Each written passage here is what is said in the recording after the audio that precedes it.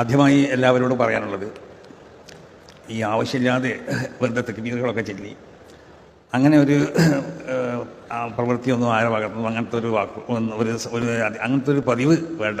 അതാരും അങ്ങനത്തെ ഒരു ഇതിലേക്ക് മുതിരും വേണ്ട. റസൂൽ സല്ലല്ലാഹു അലൈഹി വസല്ലം തങ്ങൾ പറഞ്ഞതുപോലെ ലാ തുഫദ്ദിലൂനി അലാ യൂശഅ ഇബ്നു മത്ത എന്ന് പറഞ്ഞു. യൂശഅ ഇബ്നു മത്തനേക്കാൾ, അതായത് യൂശഅ നബിനേക്കാൾ നിങ്ങളാരും ബഹുമാനിക്കുകയോ ആദരിക്കുകയോ പൊന്തിക്കുകയോ ചെയ്യരുത് എന്ന് പറഞ്ഞാൽ റസൂൽ സല്ലല്ലാഹു അലൈഹി വസല്ലം തങ്ങൾക്ക് യൂശഅ നബിനേക്കാൾ പ്രാധാന്യമില്ലെന്നോ അല്ലെങ്കിൽ റസൂൽ അഷ്റഫുൽ ഖൽഖാണ്, അഷ്റഫുൽ അംബിയാ ഒക്കെയാണ് നമുക്കറിയാലോ.